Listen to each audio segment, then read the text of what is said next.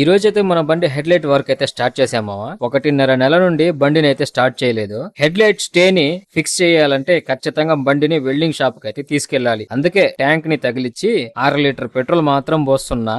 బండి మంచిగా రెడీ అవ్వనివ్వండి మామ. ట్యాంక్ ఫుల్ చేసి పెట్టేస్తా పెట్రోల్ ని. ఏదేమైనా గానీ మళ్ళీ కొట్టిన ఒక దెబ్బకే బండి అయితే స్టార్ట్ అయిపోయింది.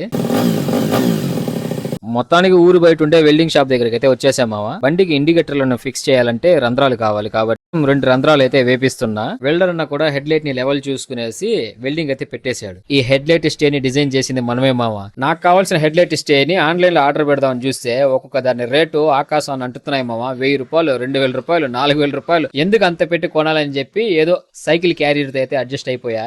ఎలా ఉందో కింద కామెంట్ చేయండి. బండిని ఇంటికి తెచ్చిన తర్వాత ఫ్లిప్కార్ట్ లో ఆర్డర్ పెట్టిన హెడ్ లైట్ ని ఫిక్స్ చేస్తే కరెక్ట్ గా సెట్ అయింది మామ. చాలా మందికి ఈ హెడ్ లైట్ డిజైన్ అయితే నచ్చలేదని నాకు తెలుస్తోంది మామ. ఖచ్చితంగా చివర్లో మీకు నచ్చుతుంది, నాకైతే ఆ నమ్మకం ఉంది. ఇంకా ముమ్మిడి వినయ్ కుమార్ అన్న అయితే ఏకంగా నా దగ్గర ఎల్ఈడి రౌండ్ లైట్ ఉంది, నీకు కావాలంటే చెప్పు బ్రదర్, నేను సెండ్ చేస్తానని అడిగాడు. అన్న మీ లవ్ అండ్ సపోర్ట్ కి థ్యాంక్ యూ సో మచ్. ఒకవేళ నాకు కావాలనిపిస్తే మాత్రం ఖచ్చితంగా అడుగుతాం మిమ్మల్ని. ఈ రోజు మళ్ళీ ఫ్లిప్కార్ట్ నుండి 2 ఆర్డర్లు అయితే వచ్చాయి మ్యామ్. ఒకటేమో ఫ్రంట్ ఎల్ఈడి ఎక్స్ట్రా లైట్, రెండోది బ్యాక్ స్టాప్ లైట్ అనమాట. వాటి గురించి నెక్స్ట్ వీడియోలో అయితే చెప్తాను. కార్ రెంట్ కావాలనేసి ఫోన్ వచ్చింది మామ. ఈ రోజు షాప్ కూడా లేదు కాబట్టి రెంట్ కి అయితే వెళ్తున్నా. కార్ రెంట్ వీడియో నెక్స్ట్ అయితే అప్లోడ్ చేస్తా. వీడియో నచ్చినట్లయితే తప్పకుండా లైక్ చేయండి మామ. ఇంకొక వీడియోలో మళ్ళీ కలుద్దాం.